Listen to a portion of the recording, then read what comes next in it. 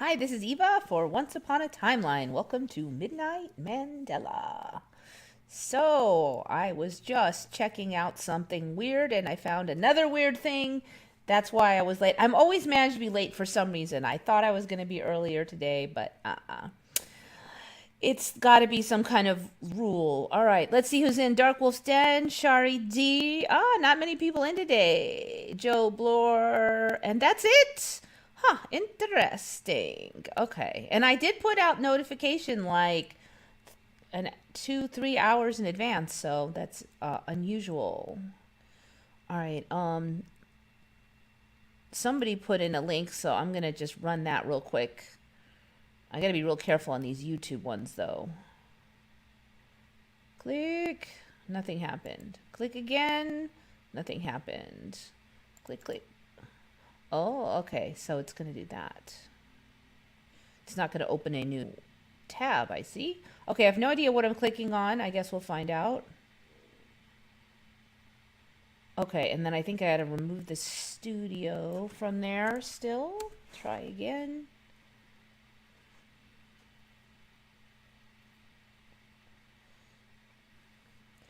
Yeah, these Mandelas. I don't know. Is it me or is the last 2 days time has been even more strange than ever? Stop. Stop. Stop. See, that's the danger of these. I could get a copyright from maybe that much. Um, oh, okay, so it's going to be a hologram, but this is quit. All right, that's it. I'm leaving. Sorry, I can't watch that. I'm it's a newscast. I could definitely risk copyright. There's music on it. That might also have a copyright. Yeah, I don't know. Sometimes the YouTube it just like won't stop playing and then it's like, are you trying to make sure I get a copyright or what? All right. Go back to you guys. So I'm assuming there's going to be like some cool hologram thing. Maybe if you can put a link of a still image, that would be a little safer. Meanwhile, yeah, I don't know. Like, I don't know if this is a leftover shift from like I was saying last week. I felt bad. I haven't felt bad since last week. So are we just having everything click in now? I was in a weirdly like good mood the last couple days too. I've noticed, especially like yesterday and the day before. So what's going on with time? I went to do a little bit of work today. I had an hour and a half. I answered like one question and I packaged one package, and an hour and a half had blown past. And it really doesn't take that long to do those two things. Um, so I'm like, oh crap, I've got it's 11:35 and I got to get back home for the show. So I jump in the truck and I blast home, but I mean like I always blast home, right? So it only 7 minutes to get home, which shocked me because it takes at least 15 minutes to get home. So I don't know how I made it home in 7 minutes. It took me like a half hour to get there and it was still late and there was no traffic. So what the hell? I don't know. The last couple days there's and like yesterday, I swear like hours just I didn't catch it on the clock, but it was like I look away and it's so this is the only one I really caught was the drive home. Like I'm sure that I don't think it's possible to drive home in 7 minutes. I wasn't like burning rubber or speeding. I just going a few extra miles an hour. So, if you live stream Mandela Holics will come. Not so many have shown. Let's see. Oh, okay. Yeah, wait. People are kicking it now. Everybody's late. Mandanimal, Renee Cruz, Shelby Norwood, Phil Cantu, Linda Lava Lampson, Space River News, Bit of Venom, Julesy. Oh yeah, everybody's kicked in. Captain Kirk, James Neal. Okay, so yes, you are all here. All right, so I was pulling up a couple windows to make the show go a little faster, and I found another weird thing that I might have even put on the thumbnail if I'd known about it. But this is what is on the thumbnail: is these baobab trees. Now, baobab are not Mandelas to me. I've known about them a long time. However, The number of them has become ridiculous, as you can see in this image. There just was one here and one there. And now they're saying that there's, in some places, there's almost as much baobab, as many baobab trees as humans. Okay, so that was one interesting thing. Now, who brought this one up? This one was from Mark Tyus, so thank you, Mark. So then Mark noticed that they were saying that they're used for water storage. So this is kind of interesting because the story with these like tank-like fat bottom trees is that they store water. The tree stores water. But it's not like in a sloshing swimming pool in the middle of the tree. It is like in the layers of the, cambium and the parts of the, it's in between the cells and vesicles and stuff. It's not like you could poke a hole in it and there'd be a giant torrent of water, except for there is a tree that does that now, and I covered that in the past.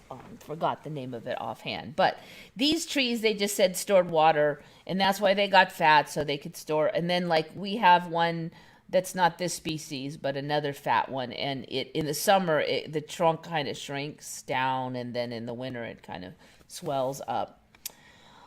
But like I said, if you poke it, water won't come out. So what he noticed was, so to give some background, I really wanted to get 20 years ago, and I really looked into it, whether they could grow here, et cetera, et cetera. And I finally decided that, no, I just didn't think I could grow one, and they were really, really finicky. And but I did spend a lot of time looking into everything there was about them because I was totally fascinated with these trees. And there was no people using them to store water in.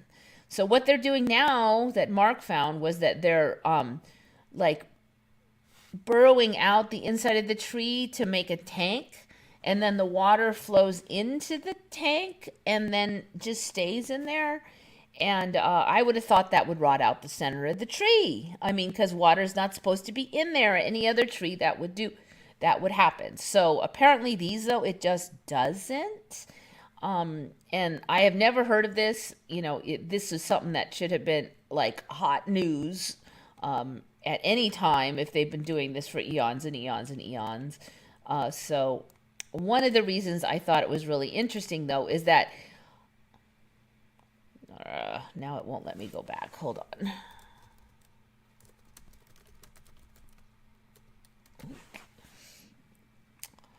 Is that I spent a lot of time looking at images, and I have noticed lately that the images themselves, they seem to be just fatter than they ever were, and they actually starting to look just like, some of them are starting to look just like an actual water tank, like a human water tank. I mean, like a few of them are starting to look so fat that they look like a water tank. Like here's water tanks, right? And then here's a baobab that looks just water. They weren't that fat, and they did not look like freaking human water tanks before. Hopefully, I mean, this is ridiculous. It's like, so last week I was saying that nature's making us like canned fish naturally, and this week there's apparently water tanks made by nature, and you can poke holes in these, and the water will go in there and just fill up like a natural rain catchment. And I guess you just plug the hole after the rainy season, and you have an effing water tank. Look at, they've even made a path to it and everything. I mean, and there's so many of them now that it's like it would be fairly reasonable to use them this way. I mean, there were never images of a bajillion of them all next to each other. Like, I think we're just going to get more and more of these things. I've never seen I spent a lot of time looking. There was never an image of like this many. And now they're saying that some of them grow like in Miami, Florida, and other places. And before, you couldn't have them outside. Not in the United States, because our rainy season and our hot season are reversed. But apparently they are now able to grow outside in some areas of the United States, and that wasn't the case. And that's a big reason why I didn't get one, because it would have to be in a pot for all of its life. And I just felt like that was just mean for a large tree. And so I decided no, I wasn't going to do it. So another thing that's become real now and always has been apparently is that they live in these trees. They'll just like poke out a hole and put in a door. Now I did see, look, there's a toilet in there. Are you effing kidding me? Now I did see many years ago that there were like just a few really, really old big baobabs that had a natural fissure that you could walk in there, but they didn't like have a whole house, and that was naturally done. They didn't poke the hole in and, all this business. So it looks like now they are doing that and always have, I guess. So I tried to find an example of them making storage water tank, and I wasn't able to find much. In fact, this tortoise media right here was the closest I could get, but then when I clicked on it, I was able to read a little bit at the top, and then all of a sudden it said back end bad, refresh, and I could not get it to load. I don't know if it'll do it now. We'll try it, but like right when I was watching, it did that. See there, error 503 backend unavailable. So right when I was getting down to the part where they were going to describe, so there are verbal descriptions of them literally putting like 20,000 gallons of water inside a baobab and storing it in there. So we're not talking a couple gallons here. So that's what shocked me. And like I said, that one site that just failed on me, that one was the one that had all these images like were videos and stuff. So here's a guy, apparently he's made a home in this baobab. So, if there's almost as many baobabs as there are humans in some of these locations, and there's way, way more than there ever was before, and assuming we continue on with the shifting, people could literally just live in trees and like out of these.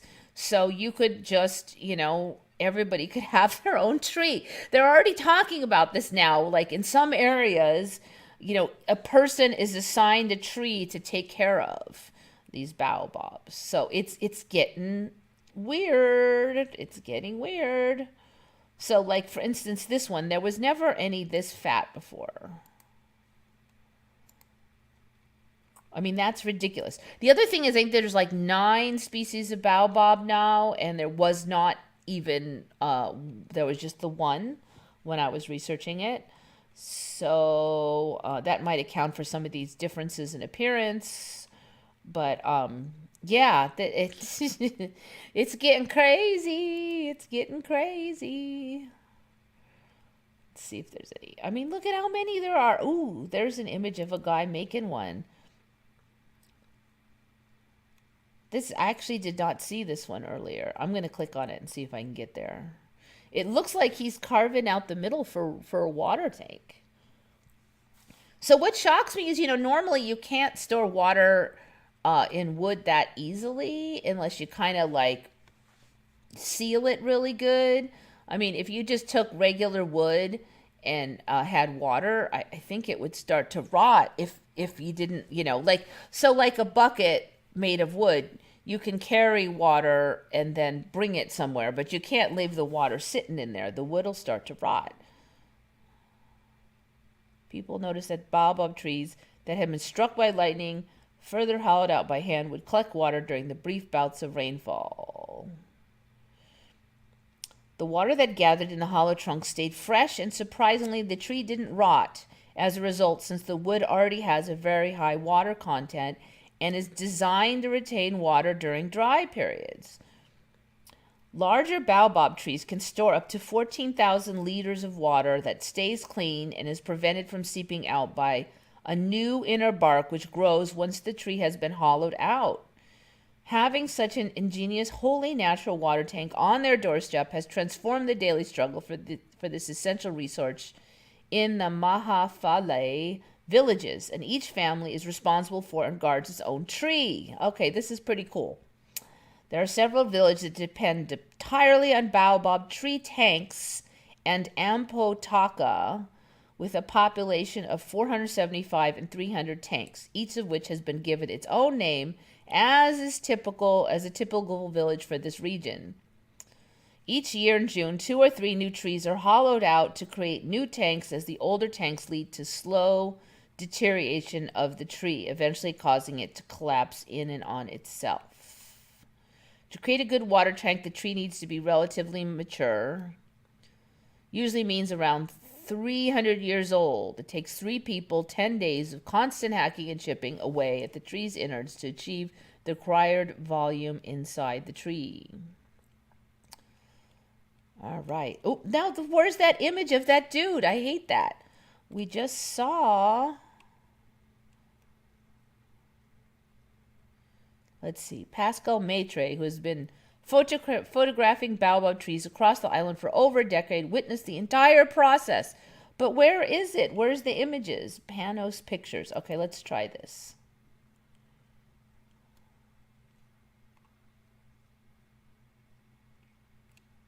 Nope, it's just random images. So, there's one of the images. This is what's bugging me. Look at that. So that's the inside of the tree. I guess they're just making this water tank. Then they allow the tree to grow new bark, I guess, from what they were saying. I've never heard of a tree regrowing bark on the inside. But, and they're saying the trees will eventually collapse. So it sounds to me like that if you don't make the tank too big, then it's not going to collapse for a long time.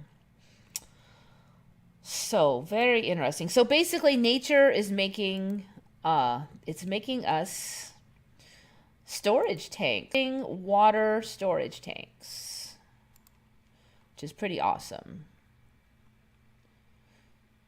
Yes, it's still alive. It's still alive. So they're saying that it can not rot because it regrows its own bark on the inside.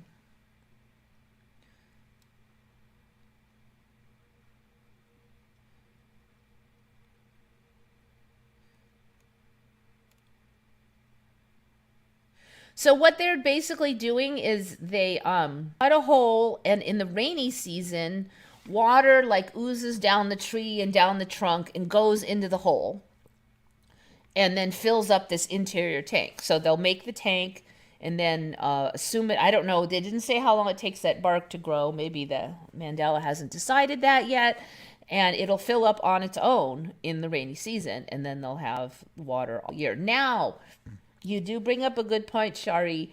I would not be surprised if this story continues to develop, and maybe we will see eventually that it will drizzle its own water in there or pull it from the ground or whatever. So I do think, keep a sharp eye on the story as it progresses.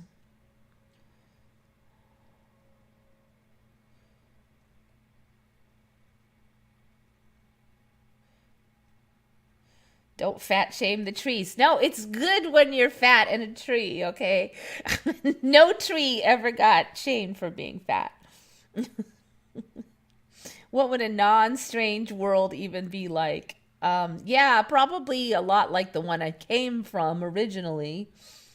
We had a few strange animals, but that was it. An Asian girl drowned inside the roof water tower at the Cecil Motel where the Night Stalker Richard Ramirez stayed. I do think I heard about that a couple years ago, or a similar thing with these drownings in this roof water towers is something I've only been hearing about in recent years. Any Scorpios feel the solar eclipse energy lasts 3 days? I don't know, but a lot of people thought there was a shift last week.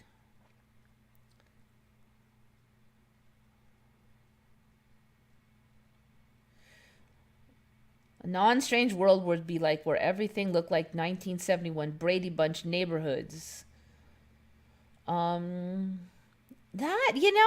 was not super unlike my childhood location, middle class, suburbs, Obviously, people argued occasionally and stuff. People weren't all perfect like that show, but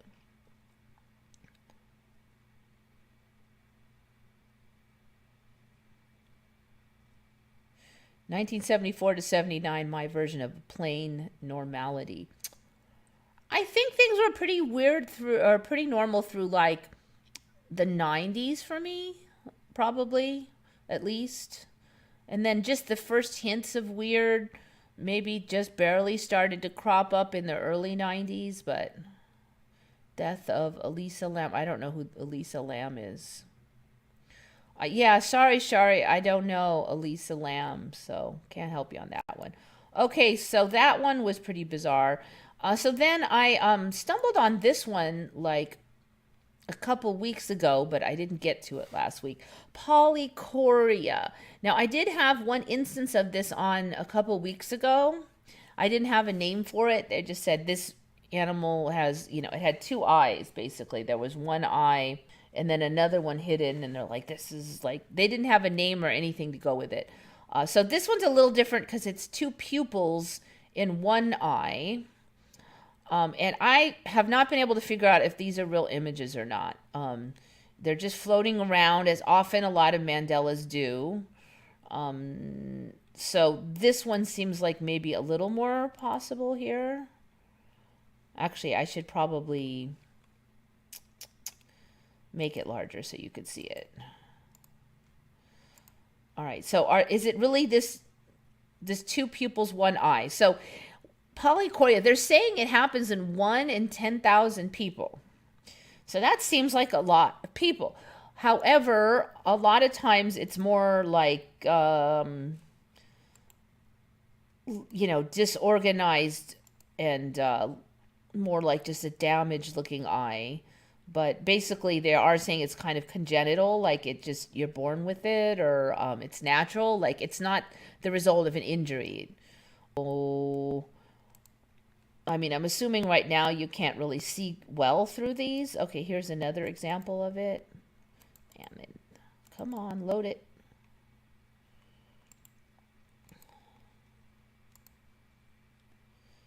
So those ones where there's two perfect pupils, is that like normal, or is that natural or not? I have a feeling we're going to see more of this though, because it seems to be rapidly developing, this polychoria thing. So this image here is more like what we were seeing in that animal that I had on a few weeks ago. Like, see this image? I don't know if this is real because these are kind of like fluff websites. Then they're saying polychoria was associated with this other thing called Axenfeld-Rieger syndrome. Okay, so then we have this kid with this giant effing eye here, which is like way bigger than the other eye. So are we going to get like giant eyes now? And they're, oh, it's just this rare thing. See, that eye is... So that would be pretty bizarre if you saw somebody with like one giant eye or even two giant eyes. But I kind of feel like what we see in social media is like coming to pass. So in social media, everybody is altering their eyes to, like, Instagram their eyes to be larger, and in some places they're ridiculously large.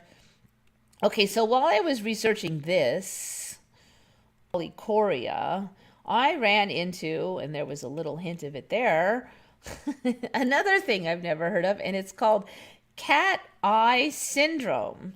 So they're saying in cat eye syndrome, it's people with cat eyes. And this is, they're saying that it's because somehow the pupil gets pushed a certain way and then they look like they have slit eyes.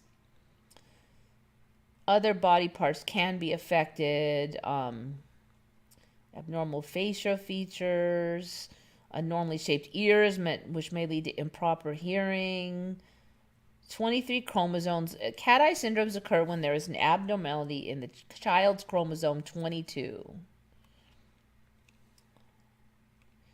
Diagnosis, blah, blah, blah. All right, so let's check out some images. Okay, so that one is pretty cat eye looking, and that's on an actual website for cat eye syndrome.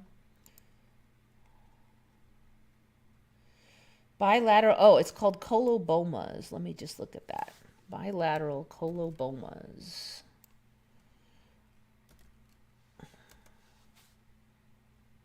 So I'm going to assume that that's kind of some kind of um, squished pupils that make it look like cats, or what is colobomas?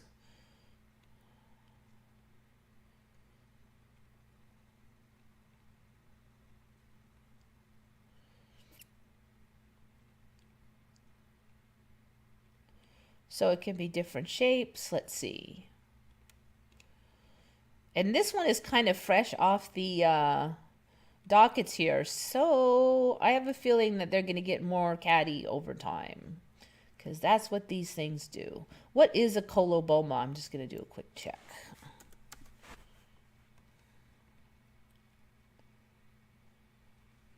Sorry, the internet's running a little slow today. It seems to be is a hole in one of the structures of the eye.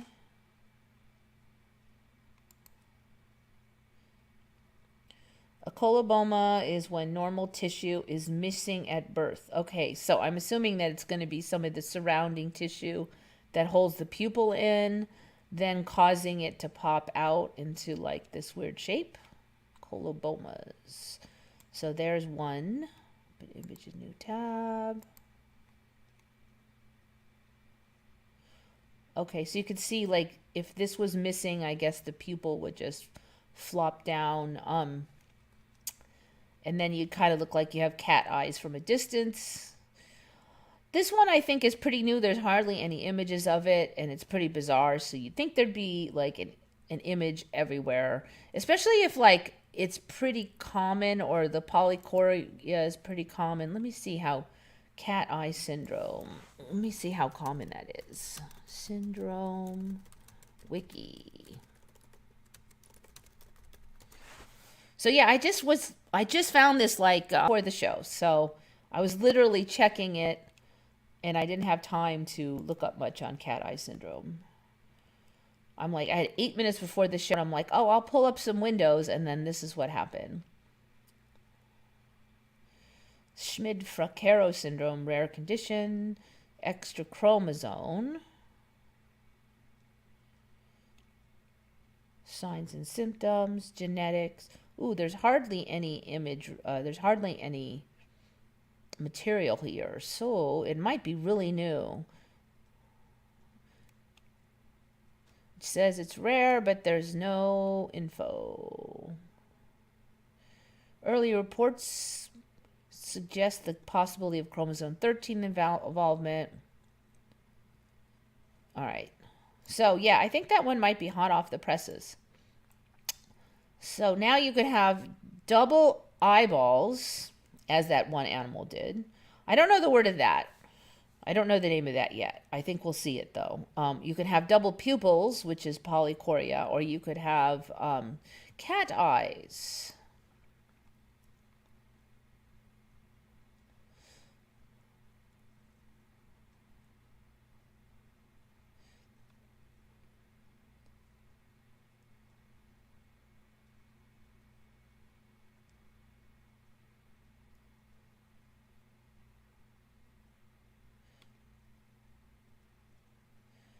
Yeah, you gotta wonder, I mean, is this just getting us used to like some kind of alien characteristics or what? All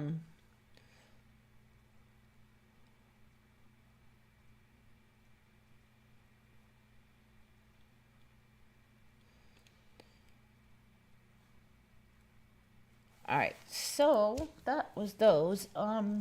Next one.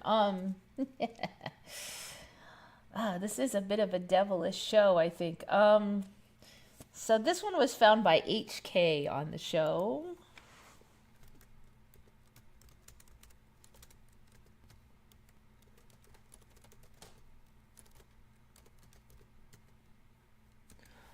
Daemon of Socrates. So have you heard of Socrates, the famous philosopher? So apparently now there's this story that he had like this voice in his head that would tell him stuff. Like and it's called the Daemon of Socrates. like the demon, but they called it the Daemon. Daemon of Socrates. Have you heard of the Daemon of Socrates? Not as a topic not so commonly known in the world, while the name Socrates remains a familiar household name. Socrates often made mention, himself apparently, of being guided by a divine inner voice, a daemon. The spirit would take the form of an inner voice that he would hear within himself. The inner voice did not tell Socrates what to do, but indicated when he was not to do something. The voice would warn him before he would make a mistake. So yeah, so this was interesting because it was Jordan Peterson apparently who mentioned this, and Jordan Peterson is kind of a very controversial psychologist from, I believe, Canada, and he of course has a lot of education in psychology. He's also one of those really nerdy, bookworm, intellectual types that knows a ton about a ton of stuff, but he had only just heard of this recently. And it seems pretty weird that he wouldn't have, that I wouldn't have, that nobody I know has until recently. Another little tidbit that I picked up when I was researching this Daemon of Socrates was that they said the word genius is said to come from the word jinn, like the little genie in the genie in the bottle kind of thing. So now what? If you're a genius, you have your own little daemon, a little jinn. I don't know. There's a weird pattern here. The Daemon of Socrates was recognized as a high-level daemon, a pure reflection of the highest gods. This was because of the kind of man Socrates was and the life he lived. All right, well, I think that's, another... In Plato's Apology of Socrates, Socrates claimed to have a daimonion, literally a divine something, that frequently warmed him. Let me just check out this wiki and see if there's more detail in here.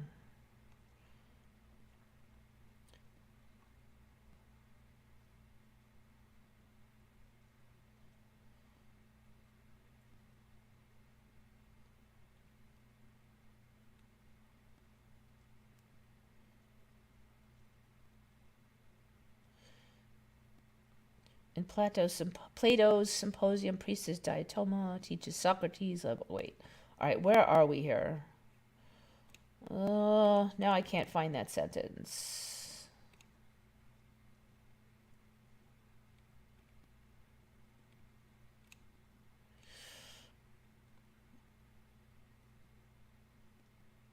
There. That warned him in the form of a voice against mistakes, but never told him what to do. It was always referred to in the Platonic Socrates, it was referred to as something or a sign.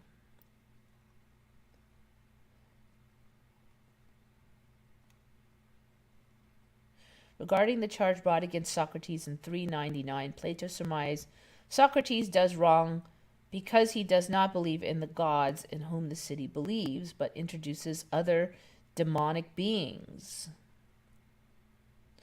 Okay, I don't know, but I've just never heard of it. And it's a little weird that Jordan Peterson never heard of it.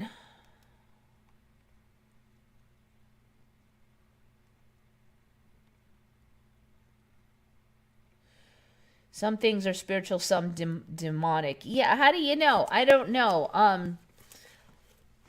I mean, if an angel comes down and says, look, build an ark because the flood's coming, and you build it, and they say that's angelic, how do you know between a demon and an angel? Is it intent? Is it feel? Is it what it's telling you to do?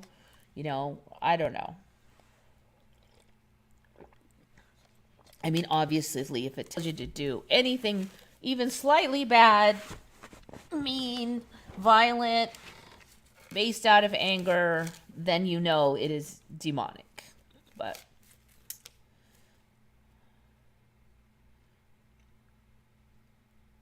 Very strange, but I can't eat or use anything with chemical stuff in it anymore, including alcohol. I do feel like I get continually more intolerant of garbage foods. I mean, some would just say I'm getting older, but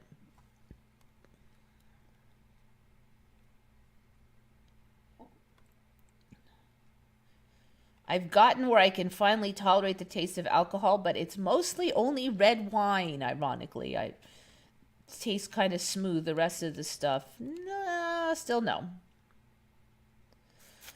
Okay. All right. This one is from username Padraig O'Connor. And I don't know if that's another language or what. Padraig space O space Conaire. And it's have you guys ever heard of, historically it's called Springtime of the Peoples? And it was let's also found it under Revolution of 1848. It seems to me like they would probably mention this in school if just about every single country in Europe all had a revolution on the same year, like in the spring. Maybe you would have heard of it. Revolutions of 1848, or Springtimes of the Peoples, or Springtime of Nations. Political upheavals throughout Europe starting in 1848. So you've heard of the French Revolution, but you'd think they'd mention if there was like 50 other countries that also started revolutions in the same year. 50 countries, over 50 countries were affected, but with no significant coordination or cooperation among their respective revolutionaries. Seems highly unlikely, doesn't it?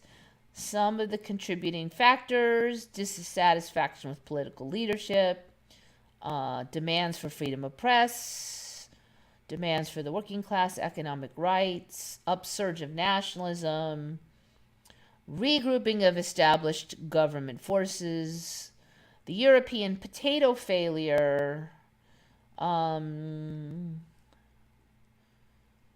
So they're saying they're all unrelated. I just don't see that as even possible from a mere chance perspective that they all just started in 1848. Lasted. Some went, failed after a few years. How can you have like that many and not have ever heard of it? It's beyond, it boggles the mind. So I agree with you. Padraig O'Connor, very good find. All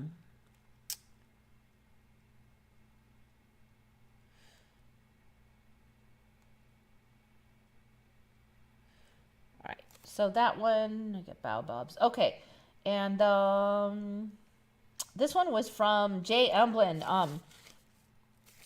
Baalbek stones. She felt like they felt like it was they were larger, the stones. So I'm a little confused because I don't actually remember there being 6 of the damn things. I just saw the one stone over and over that was like the super big one, Baalbek stones. And they'd show somebody sitting on it, but it really looked like it was more like their legs would dangle over, and it just didn't look nearly as big as I think it looks now. And I don't remember there being 6 of them. I just remember that one stone. So if you typed in Baalbek, a few different angles,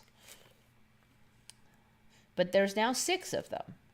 And I think, even the small ones look bigger than I remember. Okay, I think these are the small ones here.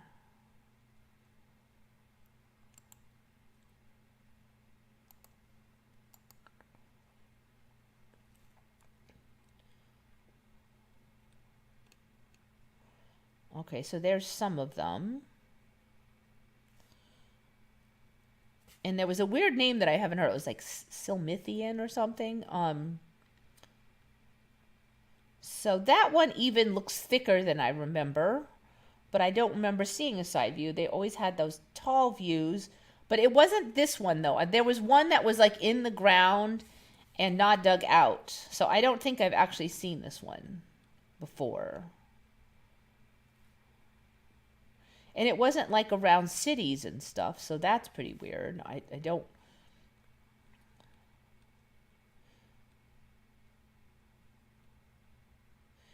The huge stone of the pregnant woman has a horizontal crack at the base. What appears attempts to release it from the bedrock were made when the work. So this is, I do remember that there was one and it had a crack, and that's why they said they left it. Okay, that one has a crack. That's why we're leaving it. But I don't remember there being any others.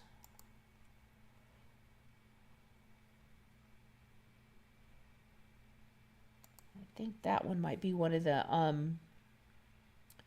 big ones. Why it's going so slow.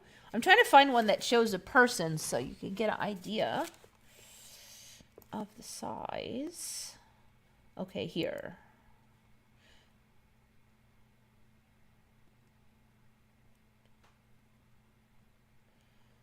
Opening like a snail. I think that's the same one we just saw, was that, or one that's very similar. So, like, I don't remember any around here where all these people still living. That's what gets me.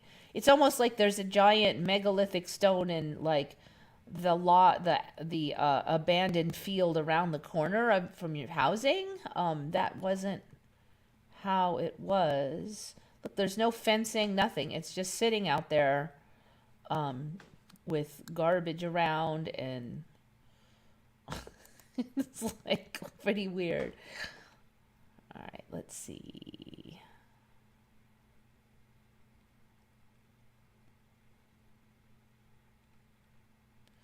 So I actually can't find the top-down view that I remember of any of these, actually. And they all kind of look the same, so it's getting kind of confusing, but there's somewhere in here, and these are supposed to be 6 of these guys. None of them look at all familiar to me.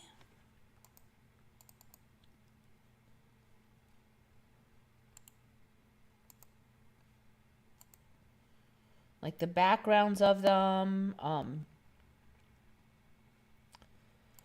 So they're just laying around like Legos, apparently. Oh, you know what? There's something interesting on that one I want to bring up again.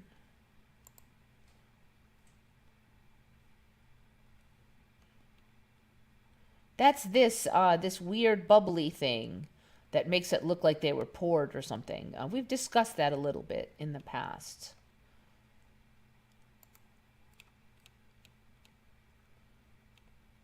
See in here, weird little pock marks, like it was poured. See these little lines here too. They're it kind of reminds me of the cement when they, when they make cement and then they put little indents in there and they dent them in. I assume it's for water to run off.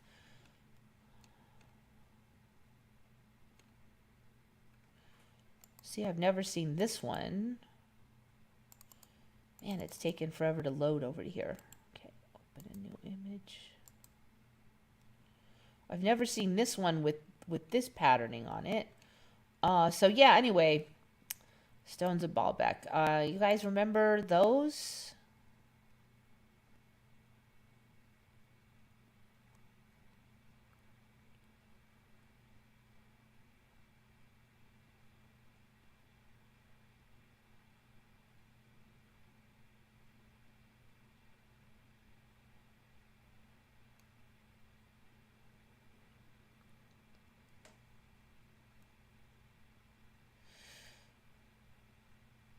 Yeah, I don't think Biden can be a robot because they wouldn't make him. Robots don't slur their speech like that. So I don't think so.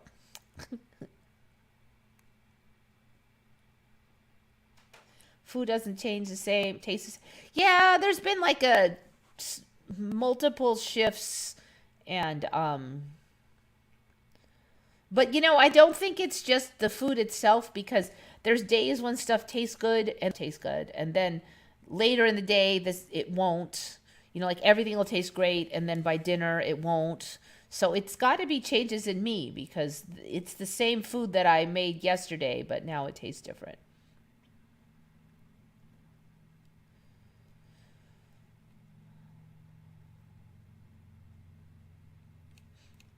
And I take magnesium daily, and I do get my protein. So I don't think it's, if it's lack of protein or magnesium, then it may not be possible to eat enough. I don't remember these big stones. Pretty barren. Yeah. Uh, I don't remember any vegetation, let alone trees near Baalbek. I don't remember houses, trees, or vegetation. Have you seen the U.S. map is melting and the northern border has gone from a straight line to a droopy mess? Yes, but that's been true for me for a few years now, and it continues very slowly. But Canada's swallowing up New England. Yep, yeah, it did used to be a straight line. I do remember that, and the line used to go straight across the Great Lakes too.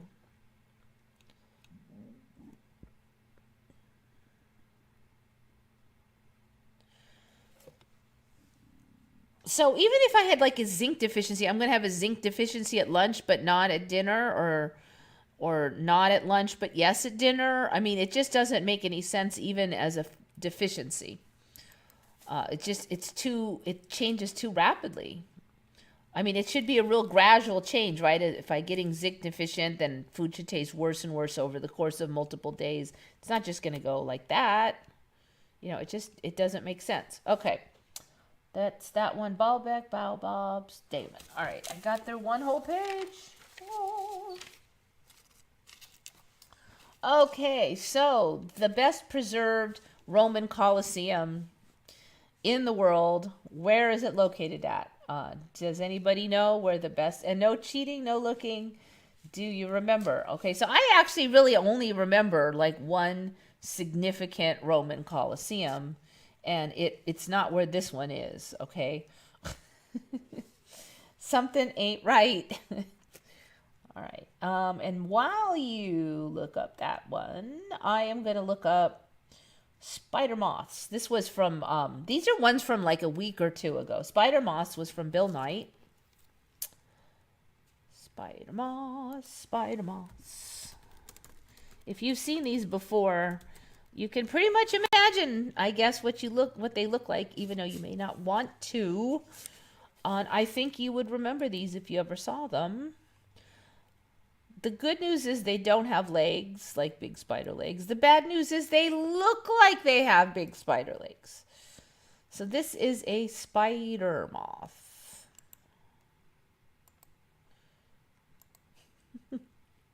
So if you saw that, you would think that's, some kind of icky spider.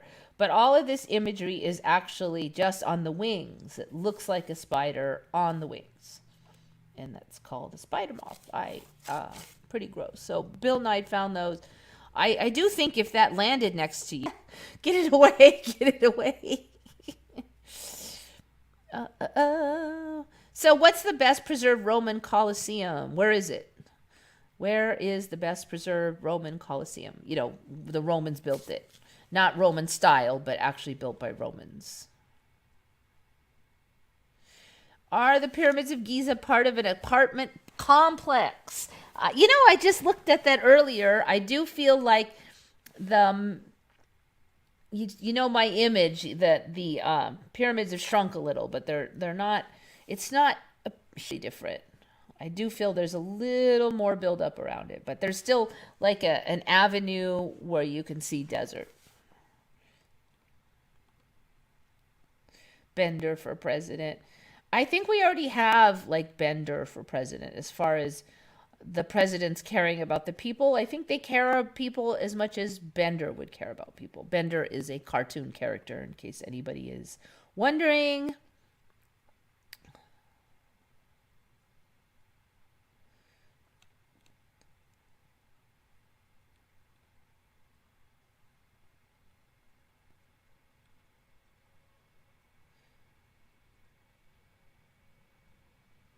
I'm adding lion's mane, chaga, and mushrooms to my diet. What kind of mushrooms are you adding to your diet? Because I already eat regular mushrooms.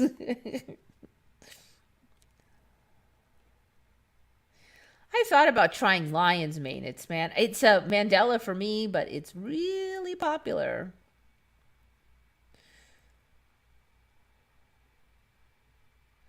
Okay, so let me get rid of those, and it is, I believe that is me that found this one. So you would think that like the Colosseum would be, around Greece, like we remember.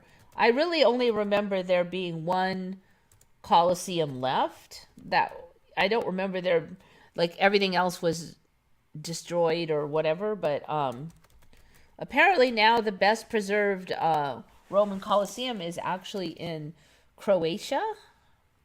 Would you imagine that? Built by the Romans. It's called Pula, Pula Colosseum.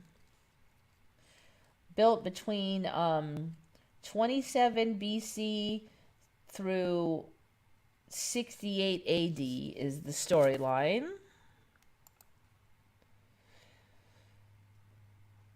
And it's pretty styling. So I've only ever seen a Colosseum that had some collapse over here. I believe that's the one in Greece. But this one does not seem to have any appreciable collapse. Also, I've never seen, and it's always been there since, Jesus times. So I don't remember seeing this stuff here. So it's missing a few little pieces at the top, but it's fairly intact. And it has I guess these now they're saying are common for Colosseums. I don't know how many of these are we going to get, these Colosseums. Croatia. So here it is from above. You can see that it is in very good condition. Check it out. I've never seen anything like that. That's even, not to mention in Croatia, right around all the housing. So you got like a Roman Colosseum in your backyard next to your favela style tenements in here or something. I don't know. It's just, maybe I'm being really mean and maybe it's a good neighborhood. I don't know, but it just seems insane. It's not a park or anything. There's just this cathedral and like apartment complexes, a couple trees and a dirt road apparently, or something not much more fancy than that.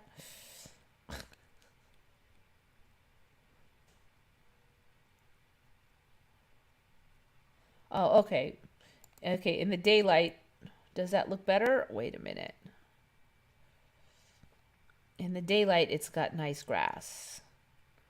Maybe that other image was just a drawing because it doesn't look quite like this image. But yes, they're apartment buildings, ordinary roads. And it does have some grass. I don't know, is it sealed? There's not even anybody hanging out in there.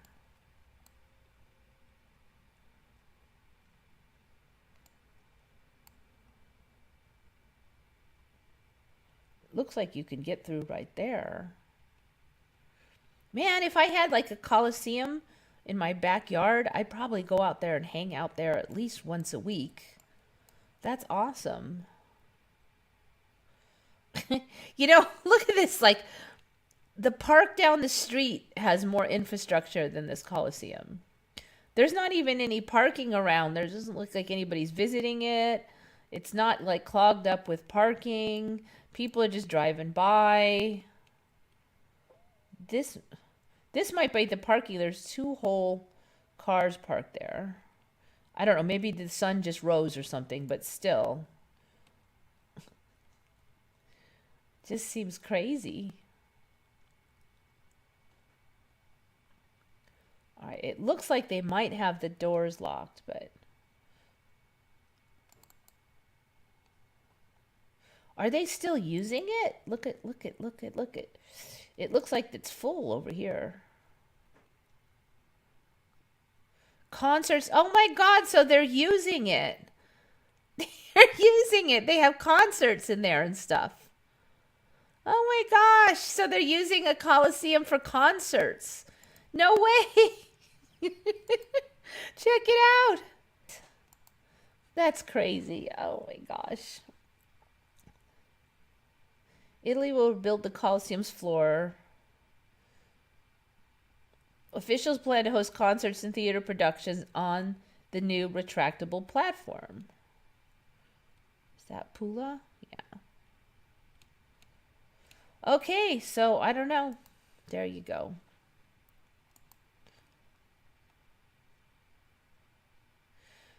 Never heard about Croatia as a vacation destination.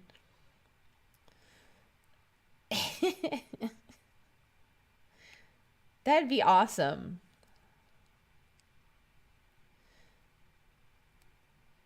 Rome was a city that was not touched in World War II. How could this stand after 2 wars in Europe? I don't know, but there's no way. I mean, there was no there. I've never even heard of one outside of of Greece. So I'm calling baloney on that. It's got that one.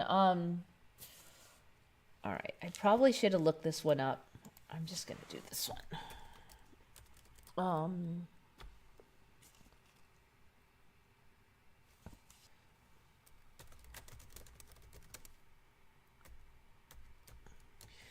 So one thing I've been kind of watching is the Mark of the Beast storyline in the Bible for obvious reasons. I need to find that. What verse was that again?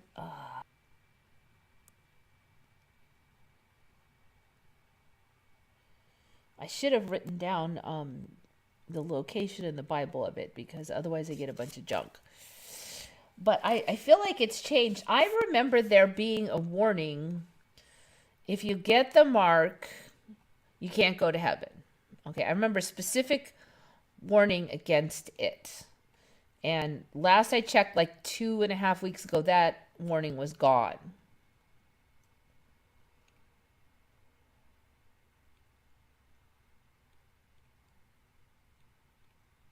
All right, this might be it.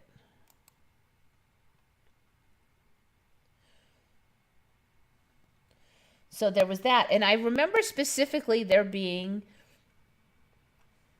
a sentence about if you get the mark, you would have like lesions later. Like you would have, and I remember thinking maybe it's like an allergic reaction, or, the body rejecting some kind of chemicals, or the chemicals become toxic over time, because we were kind of, maybe it would be that weird tattoo thing that Bill Gates had been and has ready to go, and is investigating. And so I've been watching this, and one of the changes I noticed before was that originally it said Mark of the Beast, and then it changed to the Mark of the Beast or the number of his name, and I didn't remember number of his name, but that's been in a while. Okay, this part is the same, I think, more or less. And he calls us all both small and great. Small and great, not great and small. Small and great, rich and poor, free and bond, to receive a mark in their hand. Now, I thought it was on their hand. So, yeah, there is a change now that I'm reading it. On their hand or on their foreheads. But here, and this is KJV, it says in their hand or in their foreheads. I thought it said it was on. All right, so this would fit more with the current situation, is that they're talking about having something go in the hand. So now, how do you have a mark in your hand? I mean, if it's on your hand, you can see it, but in your hand is not really a mark. It's, it's just, it implies a whole nother thing. All right, and that no man buy or sell save he that had the mark. Had the mark. So I thought it was have the mark, but now it's had the mark. So past tense, had the mark. Or the name of the beast or the number of his name. Okay, so I feel it's a tense change. So if you had the mark, then maybe you can't see it now, but you had it before or something. You don't still have it. You had it. It's just another implication change there.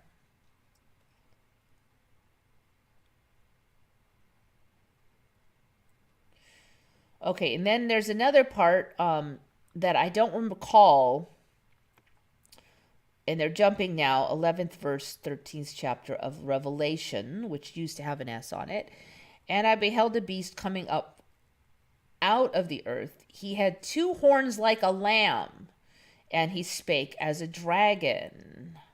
I don't remember anything having to do with this was horns like a lamb, because usually the lamb is like the flock and Jesus and stuff like that. But now it's this bad thing. And he spake as a dragon. And I don't remember there being dragon in the Bible. And he exercised all the powers of the first beast before him, and caused the earth and them that dwell therein to worship the first beast, whose deadly wound was healed. So now there's these two beasts, and one of them got a deadly wound that was healed, and everybody was amazed. And then a second beast said, you have to worship the first beast. So now it's getting all complicated, man.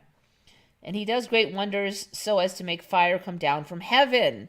Now that's pretty interesting, because you can totally imagine bombs, meteors, all kinds of stuff come down from heaven on earth in the sight of men. Okay, there's some stuff about miracles.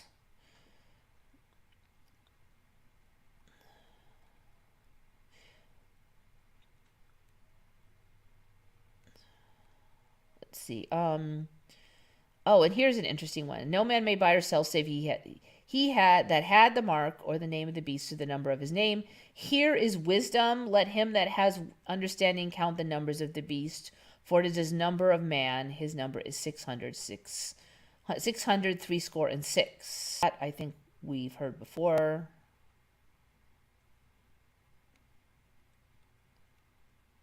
All right, another one, saying with a loud voice, fear God and give glory to him, for the hour of his judgment has come, and worship him.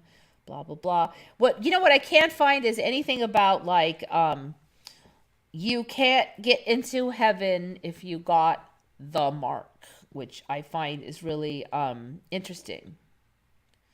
And the third angel followed them, saying with a loud voice, if any man worship the beast or his image, or receive his mark in their forehead or hand, the same shall drink of the wrath of God. Okay, so God is angry, which is poured out with mixture into the cup of indignation, and shall be tormented with fire and brimstone in the presence of holy angels, in the presence of the Lamb.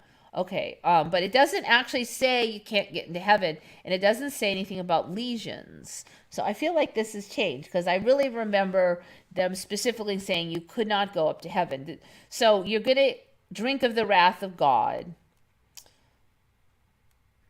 with mixture into the cup of indignation, which is poured out without mixture into the cup of indignation, and shall be tormented. You'll be tormented. But it doesn't say you won't get into heaven.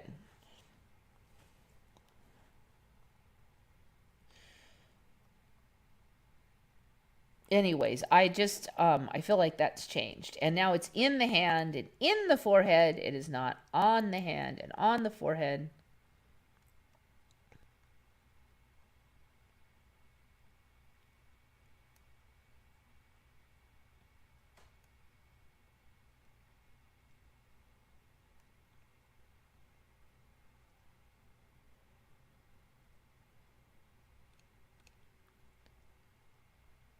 Only 144K go to heaven. Yes.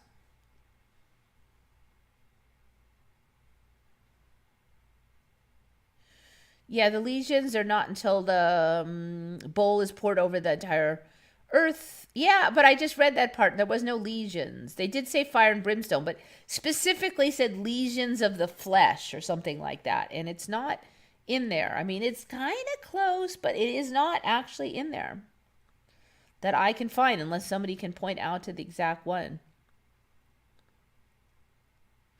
If you're taking the flu injections, beware that they that they don't give you the booster without talking or you checking. Yes, I have heard stories where they just slam you with two real quicks, and then they better what's that old saying where they just go, oh, better to ask for apologies than for permission, which is totally, of course, illegal, but there have been cases of it, I think, because they're getting giant kickbacks for the arm pokities, and so they're trying to poke you with as much pokities as they can.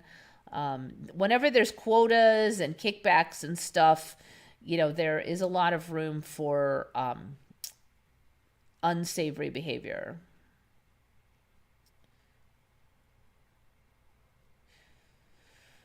So anyway, if they pour something in the water and we all unknowingly drink it, I think God will forgive us because we didn't know. I think you have to get it by I do believe it has to be voluntary, at least on some level.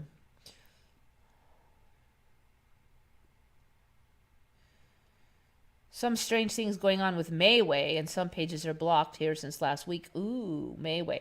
So Mayway is a social media site that people were kind of using instead of YouTube. So hopefully they aren't sold their soul or got took over. I remember too some pastors saying now it's okay to take the mark. What? You mean the pokety, or do you mean the actual mark of the beast, like in the Bible? Because I've definitely heard some say that the pokety is not the mark of the beast. Okay, matter of interpretation. I may not agree. Some people may not agree. Of course, I would never doubt, right? Yeah, in case YouTube is watching. But the mark, if as in the Bible, if they're saying you could take that, that would be that would be crazy talk of another kind, another level.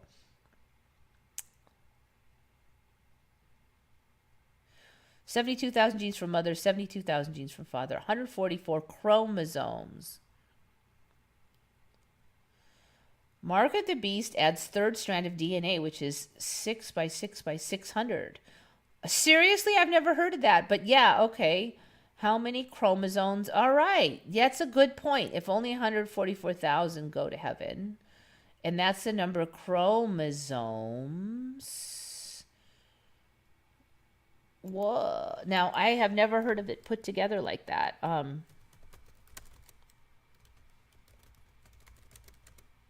Human. All right, let's see.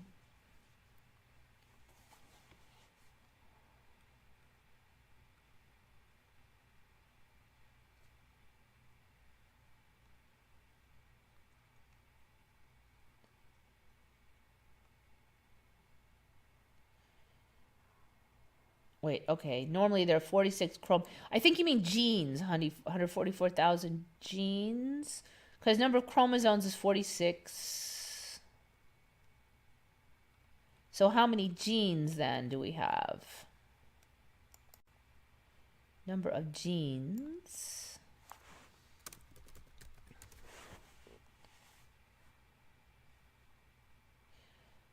Getting a little rusty on this. It's been a little while since college.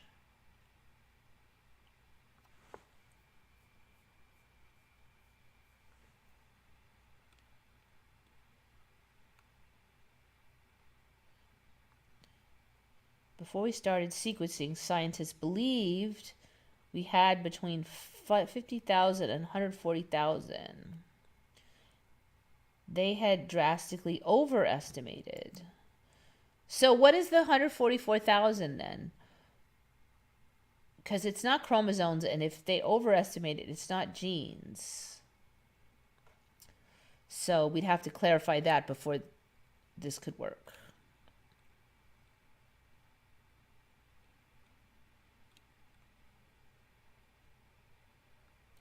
Human beings have roughly 20,500 genes all coiled up into DNA.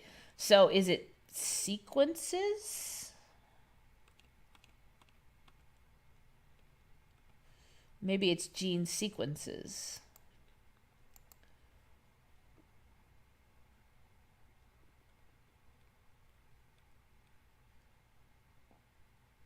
All right, well, let me know if you figure it out. I'm thinking maybe it's gene sequences, but I'm not sure.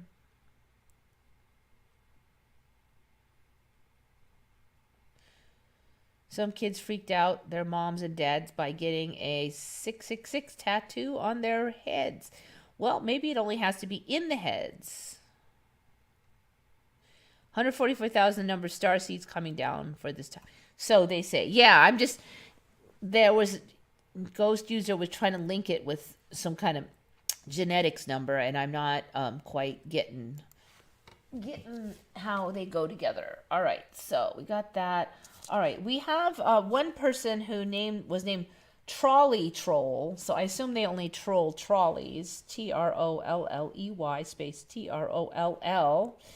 And this person mentioned that they went on vacation in West Virginia area and Ohio area. And they noticed, I get the assumption that they do this rather regularly, to see the fall colors. It's kind of known in certain areas of the USA that there are certain areas where the trees turn very beautiful in the fall. They get like the fall colors, reds and oranges and yellows. But so people will actually go in those areas. They'll go out of the cities into the country, moan about all these city slickers in their area, et cetera, et cetera. But that's kind of a deal. So Trolley Troll apparently went out to see the fall colors, or was in an area where you could see them. And for the first time, that person saw hot pink as one of the colors. It's just a few trees here and there, maybe like a few dozen, but that person had never seen like screaming hot pink fall color leaves. So seems like maybe the fall colors are shifting a bit, and we're getting more. I have never seen a screaming hot pink fall colors. I'm not the fall color expert of the universe, but I was out once or twice in those areas when the fall colors were out, and I've never seen that. And I've never seen that here. So another thing to look for are the fall colors changing.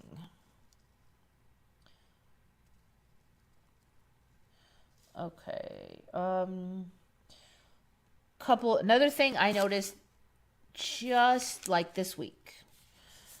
It's kind of a weird thing about the sound functions on all my computers. I assume they haven't really changed. So I had set I'm always changing the sound because, you go on YouTube, one's really quiet, one's really loud. Maybe they're far away from the mic, maybe they're close to the mic. So you always shifting and switching it.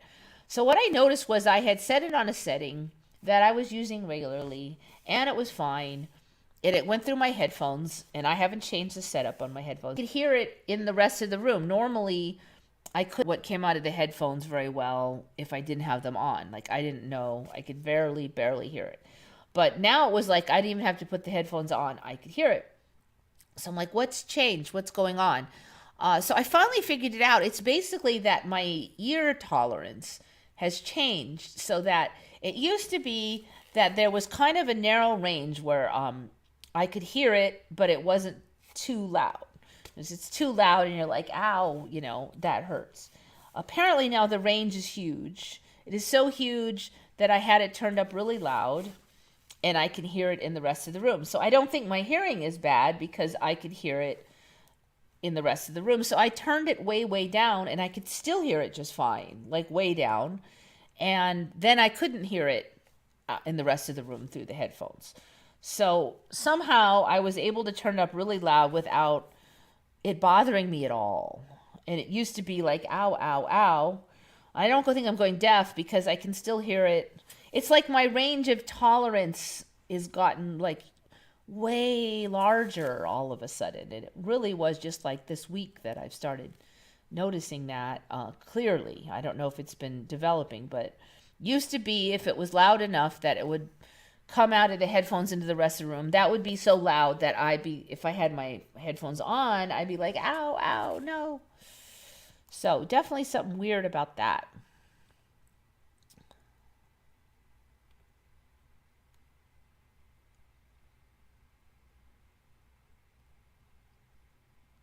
Oh, you found it. And the first went out and poured out the vial upon the earth, and there fell a noisome and grievous sore upon the men who had the mark of the beast, and upon them that worshipped his image. All right, let's see. Now, is that in KJV? Because I only check KJV.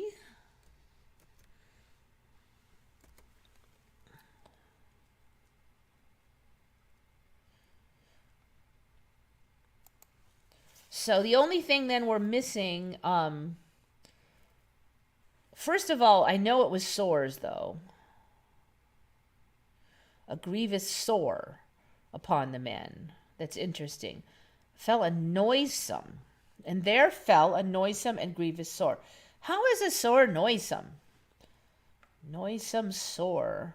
I swear it was sores, though. Like, because I was wondering if they were just on the hand or if they were all over, or which had the mark of the beast, and upon them which worshipped his image, and upon them which worshipped. That also I don't remember. Had the mark or worshipped. Both got the sword. And it's only one, so one big sore.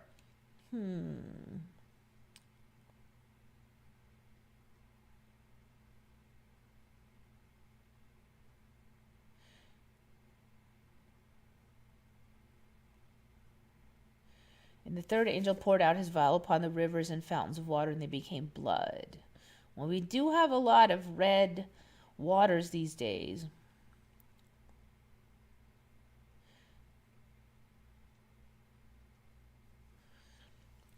All right, so we're only missing now, for sure. I still feel like that's changed, though, because in the hand and in the forehead, there's one sore, not sores with an S.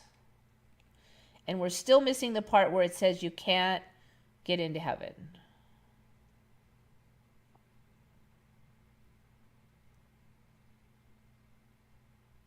A noisome and grievous sore. It just seems like there must be something weird with that translation, though, because how is a sore noisy? Okay, so how many genes does the human have? Genes was like 20,000, so it would have to be genetic sequences. How many genetic sequences in human? And who knows if this has even stayed the same. There's been so many other changes. I don't remember what it was before. And they didn't know way back, so it seems weird that they wouldn't have any idea, though.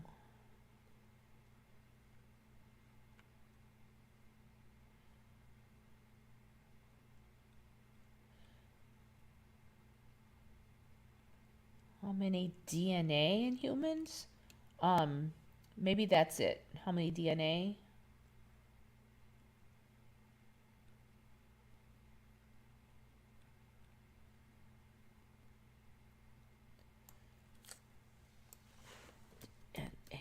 Sequences. Because I think DNA sequences is still genes. So I'm just not figuring out where the 144,000 is.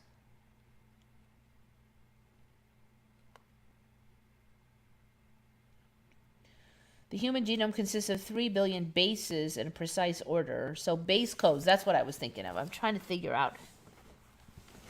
Base codes is 3 billion. So that doesn't equal 144,000 either. So I don't know, dude. You're going to have to let me know if you figure that out, because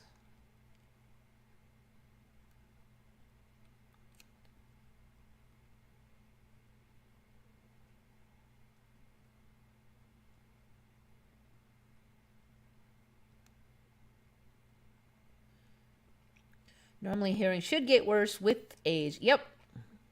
So I don't know if I mentioned, but like a few weeks back, I think I mentioned that my eyes suddenly aren't bothered by the sun anymore. Like it doesn't hurt.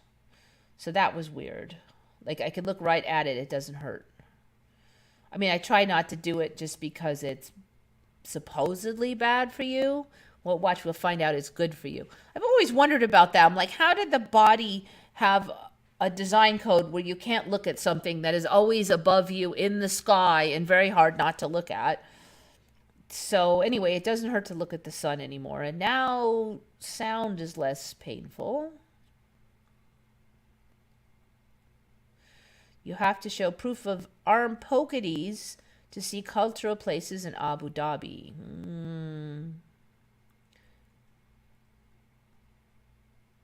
Okay, you have to show proof of pokety and mask up in Dubai. None of this is mandatory. Okay, so Abu Dhabi, you gotta do all that. Dubai, you don't. So I guess we know which one's better.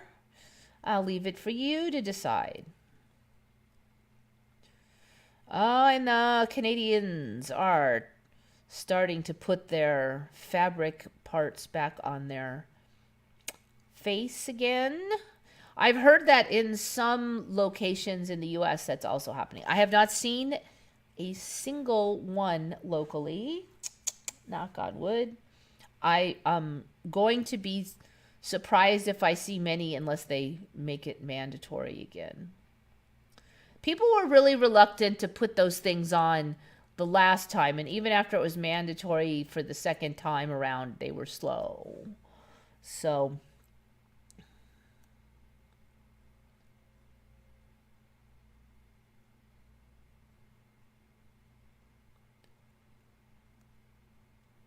some days everybody did that and the fabric, and other days nobody. Huh, that's weird. So I just kind of noticed a slow ramp up when it became mandatory this last time, but and then kind of a slow ramp down when it wasn't. But it's been a few months now where like nobody has that thing on, like nobody. I literally, well, I think a few weeks ago I saw one or two people at the health food store. But even the last time I went to the health food store, the last two times, there was nobody. Nobody had it. So maybe they just got tired of sticking out or something. All right, I got a half hour left. Okay, got that one. Mark of the Beast. Okay, this one, another one I found a few weeks ago. Barbed wire. I should really save that one. Let's do it over here.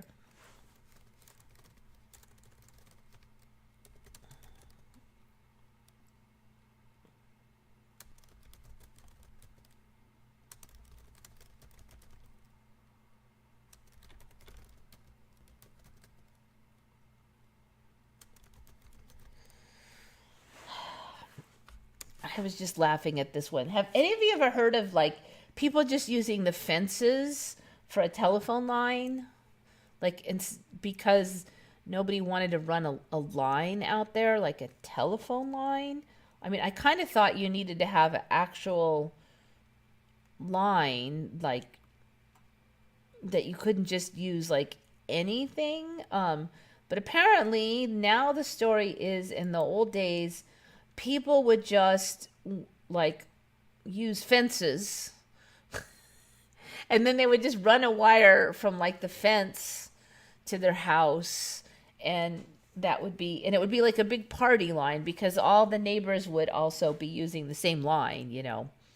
But barbed wire, so they already had the fencing barbed wire to keep the animals in, like cows and stuff. So barbed wire telephone lines brought isolated homesteaders together. And then if any branches fell on the lines, that would screw it up, and you had to like clear the branches.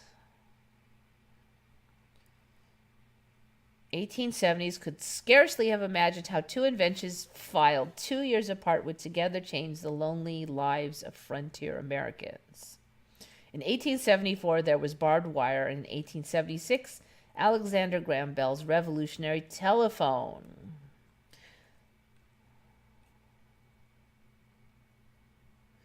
Left to the telephone companies and their bottom lines, farm people would not have had telecommunications at all.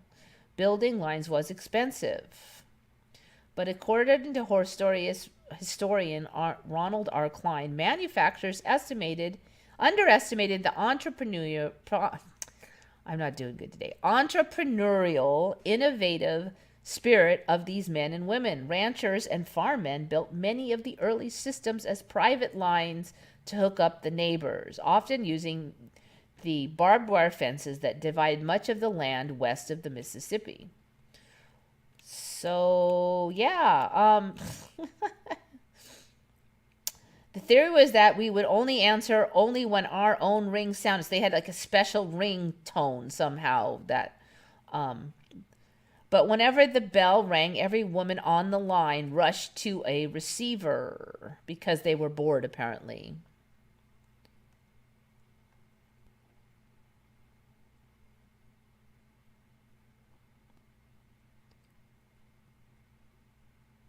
Five rings also meant that someone with a radio had the evening news on, so all the farmers could get the news and weather report. And apparently there was certain rings for each individual.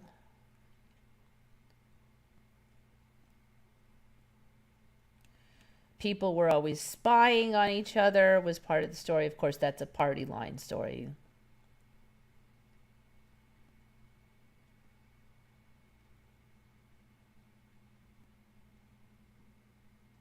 The barbed wire telephone also helped homesteaders escape the scrutiny of the government land inspector, who made frequent trips through Hidalgo to make sure homesteaders were obeying the letter of the law. There was only one road to travel.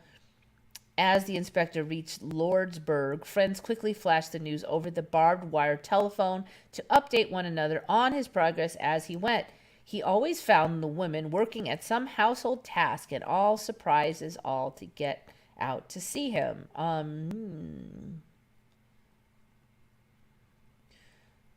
Early telephone wires were shoddy even when they used the correct copper wire. Barbed wire was thick and heavy and grew weightier when it rained. The wires had a tendency to snap.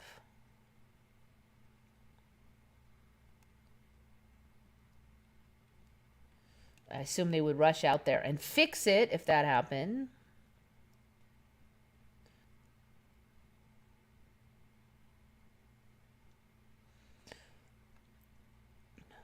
All right. Anyway, I just seems pretty crazy to me. I mean, isn't that something that they would have talked about a lot?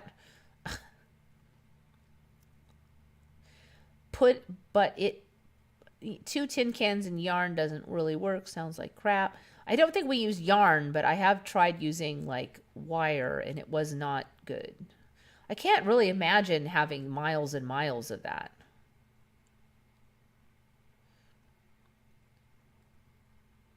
So probably in the early days they did not have metal spikes. They would just put the barbed wire on wood posts. So if that was the case, then it wouldn't be. I mean, I'm sure it is now because we have the metal posts, but yeah, so barbed wire telephone, yep.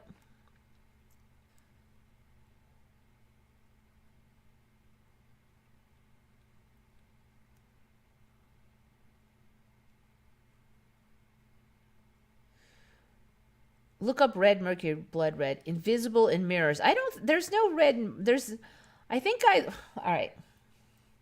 I'm pretty sure I looked this up and I don't think there's anything that's invisible in mirrors. Other than in legend and lore.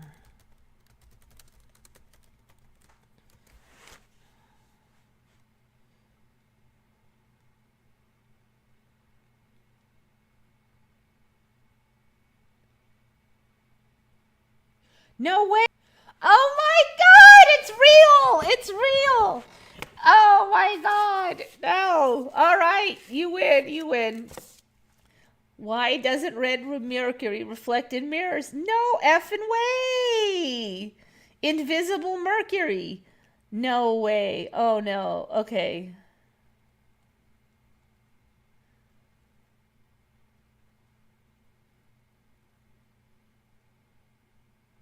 Okay, wait. Now BBC News says no. So maybe it's a scam. Okay. Why mirror doesn't reflect this? All right, this is interesting. All right, is this legit or not? This is going to take a little digging, I think. All right, I've got Now, the one thing good is time is going kind of slow for me right now. It's only 1:34.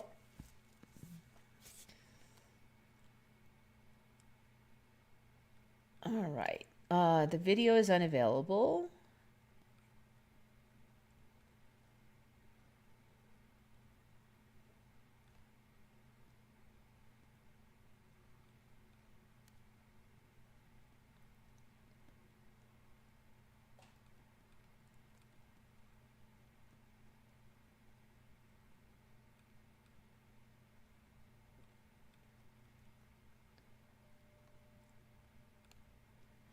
All right. Most people are saying it's a trick.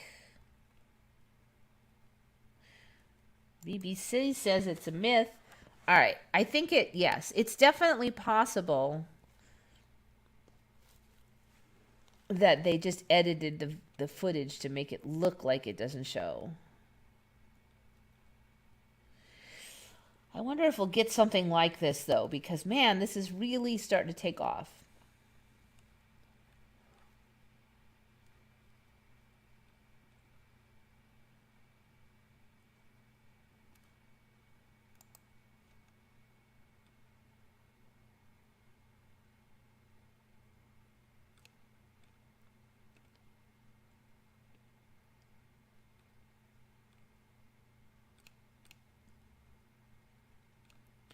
All right, it does not look like this is in the timeline yet.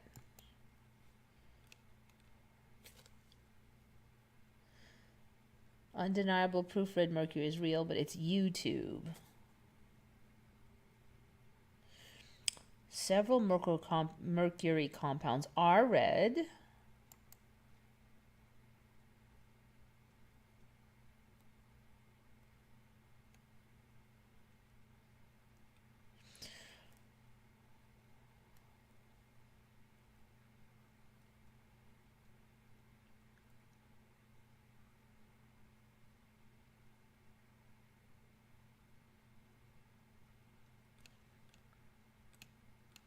All right, as best I can tell, it is not legit. Not yet.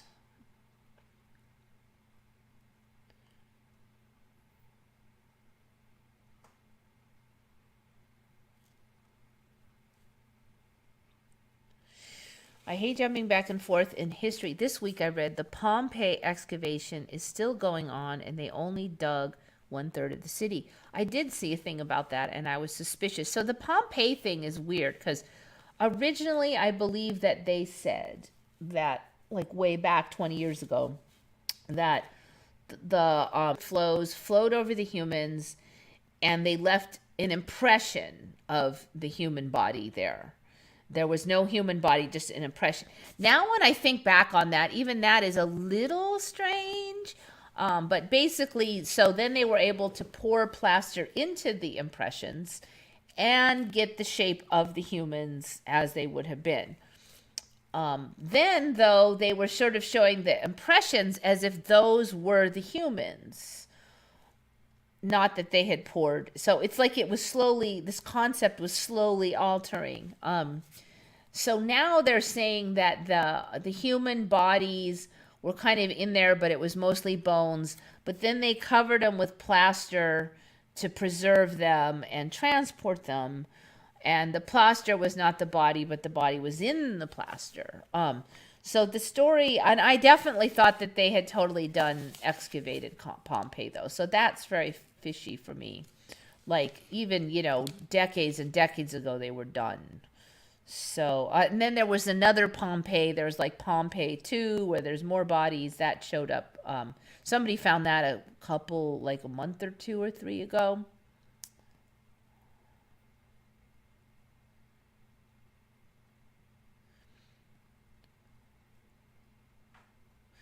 Okay, so, yeah, I don't think we have the red mercury yet. We might get it eventually. Okay, this one was interesting. Did you guys ever hear that we have a diary of the construction of the Great Pyramid? Like, so there's no mystery on how the pyramid was built, supposedly, because we supposedly dug up an explanation of exactly how it was built. And the story is that they,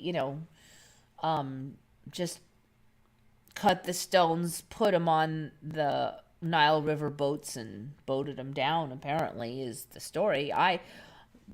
Why is there a mystery on how we built the pyramids? Now, granted, this was supposedly only discovered in 2013, but that is 9 years ago. So, I wouldn't be surprised if it goes backward in time. But shouldn't we have been like, oh my gosh, we know how they built the pyramids, blah blah blah. But no, I don't remember anything like that. The Diary of Merer.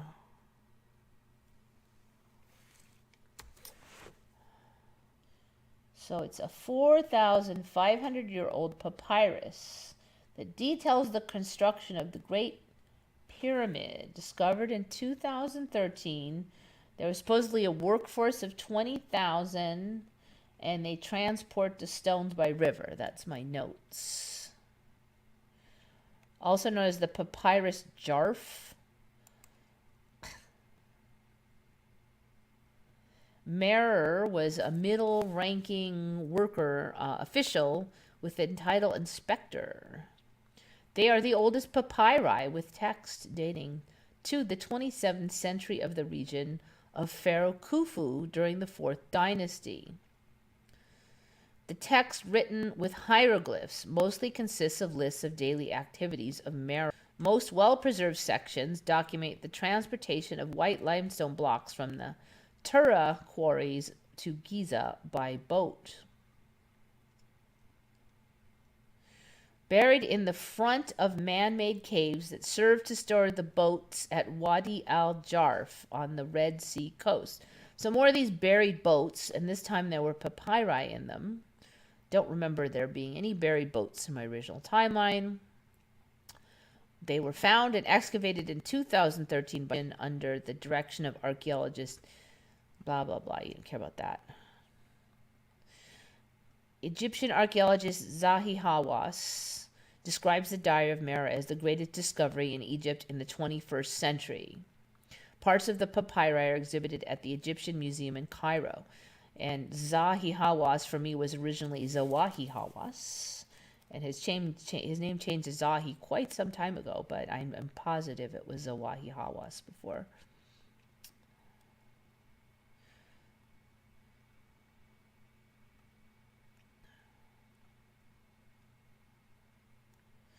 See, so for transporting the stone, every 10 days, 2 or 3 round trips were done, shipping perhaps 30 blocks of 2 to 3 tons each, amounting to 200 blocks per month. About 40 boatmen worked under Merer, I guess it was.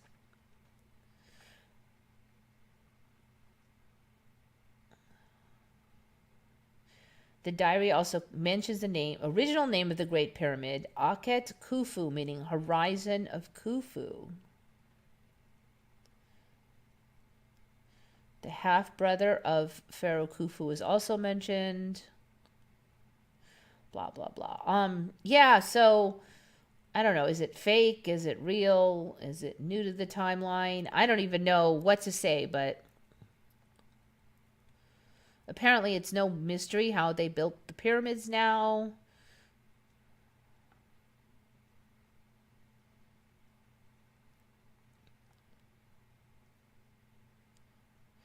Okay, so, man, I'm burning through them this time.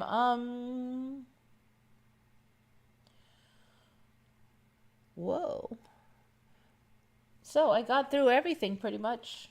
The only last little bitty thing I wanted to mention, I wonder if it's totally fake because, I don't even know at this point. This stuff shows up. It's like, I mean, how could they just have that and then not anybody remember a big old giant bunch of info when it came out? But the one other thing is I was talking about Skynet last week, I believe it was, And some people remembered Skynet as being like real, and some remember it only being in the movies. That's me. I remember it only being in the movies. And some people in UK remember it being a big UK thing. And now it's, and then last time we checked, it was a defunct UK thing. And then, well, last week, suddenly it became kind of a big ongoing UK thing. I also found out it's the name of the Chinese surveillance project, and it's called Skynet, and it involves like these identification face ID glasses, and it's all hooked up to a giant facial recognition system, and apparently it uses all of their different video to look for like if there's somebody is escaped and they're trying to find them. I mean, I wonder, I mean, it must be really sophisticated when you kind of have a country where people are and fairly similar facial. I mean, is it going to be accurate? I mean, how many people kind of look the same? Um, and they're going to do a dragnet all over China, and there's not going to be, doppelgangers from one city to another. And did they get grabbed? I mean, it would be pretty scary. I mean, I've definitely heard people say that they saw people that looked a lot like me. So if that guy was wanted for a crime, are they going to grab me? Um, I'm going to, are they going to accept proof that I'm not that person? So anyway, that's the other Skynet. And I'm kind of wondering if all of these things will get hooked up eventually into one giant Skynet.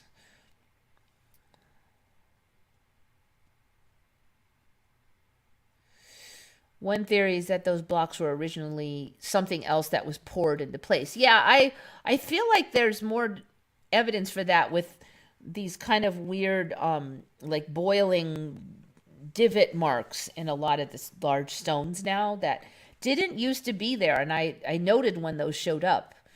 And so now it's evidence of some kind of pouring technology in the current timeline past that I do not believe was in my old timeline past. So, what's true and how that was made, it could be different in every timeline too. So maybe in this timeline, that mirror thing is real, and maybe I'll shift and then it'll be debunked. And, what is the canon for the timeline could be constantly changing. I'm a custom stonemason and general contractor, and stone is heavy as F. Yeah, yeah, I know, I know. But if you were able to like pour it in place, if you were able to somehow get it, um, like we do cement now, you make some kind of boundaries and pour the cement in, and then it could fit like right in. So that would explain like those walls where all the stones are kind of different shaped. Maybe they just had a way to like wedge stuff in, and then the different shapes they say help prevent it from collapsing during earthquakes because it's kind of like puzzle pieces. Instead of just stacked like that, they're all interlocking in a special way so that they won't wiggle out. So if there was some way to do that, like if you could sort of like maybe and those all kind of balloon out. So what if you had kind of a thing where you could lay some kind of a flat surface and then have kind of like a bag shape out the sides and somehow maybe slowly fill this up so that it, became and then hardened as stone later, something like that. Of course, you would think, cement would be way too heavy for like a bag shape, but maybe there's more to it, where they pour the outside and then the inside, so that maybe they can spray it so that like it creates kind of its own little container just on the walls and then pour the rest in the middle, something like that. I don't know, but definitely very interesting to see how that's gonna spin out over the shifts.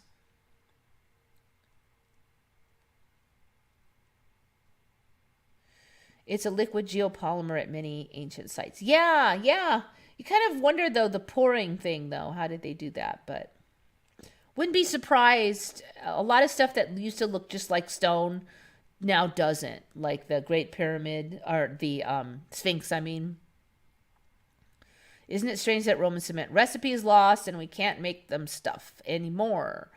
I think, didn't we figure it out again just recently or some kind of baloney? And there's a whole bunch of other stories like that. And then they're like, oh, there's like there. I just saw a thing on one of the Tartaria shows that there was a type of cement used in the early Florida structures that they say, well, we lost the recipe.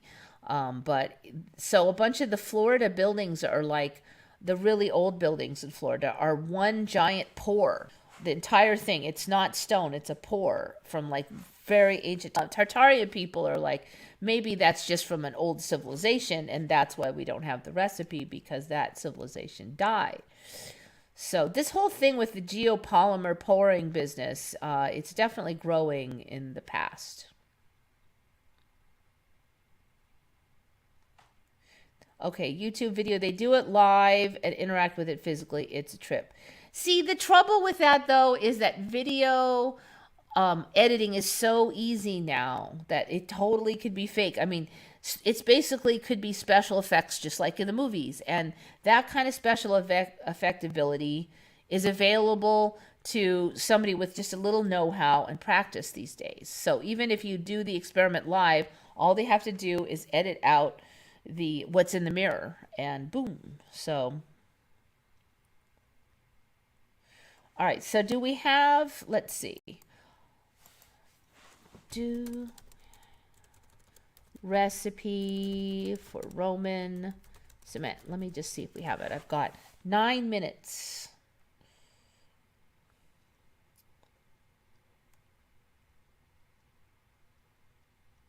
Then we started getting that weird thing where they were putting rice, sticky rice, in the cement for the China Great Wall of China.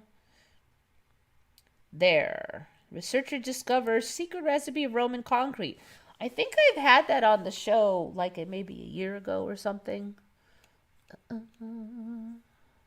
right, this is from 2014. So for me, it's kind of tricky because I don't remember them even having concrete. The Romans originally having concrete. I just remember them having stone, not concrete. Then they had it. Then it was a secret recipe we lost. And then it was the secret recipe we lost and found. And they had like cement that would cure in the water and the salt water suddenly some years ago. And they never had that for me either. Rome built many of its buildings and monuments with concrete made of lime. See, no, it was all stone. In fact, the Colosseum was stone. I guess it's not stone anymore. Oh my gosh. I just putting it together. It's the Colosseum is not stone. Okay. It was effing stone. Wonder which Colosseum this is with this big tall thing over here.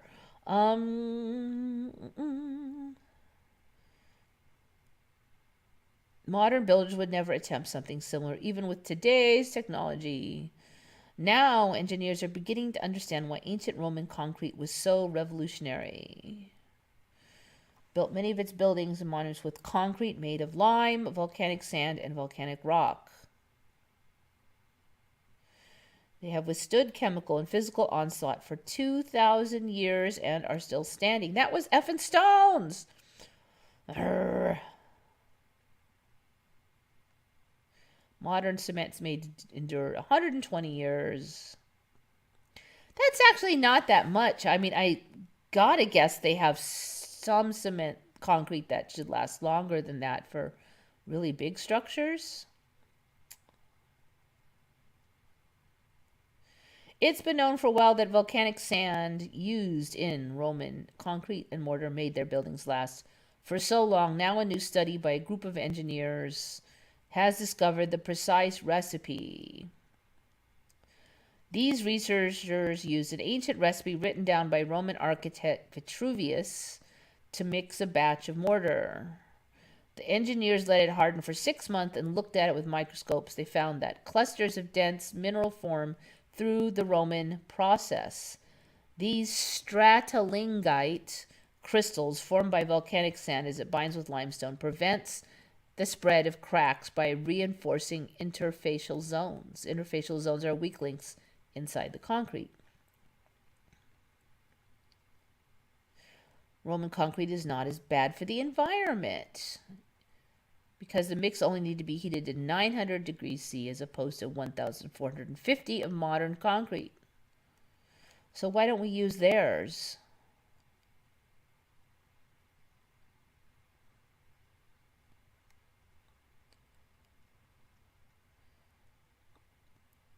After builders settled on using pozzolanic ash from the Alban Hills, Augustus decreed that pozzolanic mortar be the standard in Roman buildings. The decision cemented Romans' enduring architectural legacy.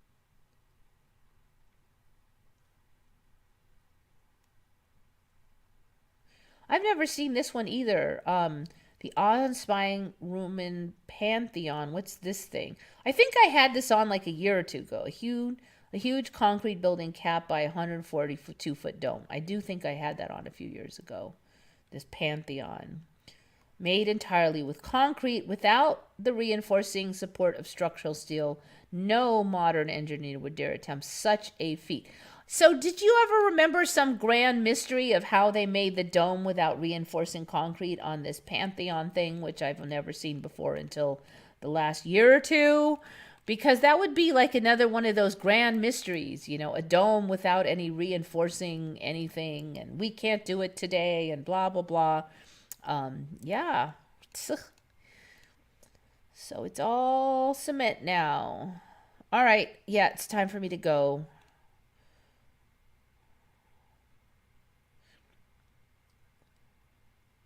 So yeah, Shari's ME got ME'd. You know, we got to come up for a word for when you have an ME and then it gets ME'd.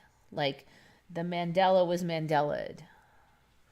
We got to come up with a good catchy word because this is getting more and more common now. Anyways, all right. Think on it. What's a good Mandela for the Mandela's term? And meanwhile, you know what to do. Think good thoughts, everybody. This is Eva signing off for Once Upon a Timeline.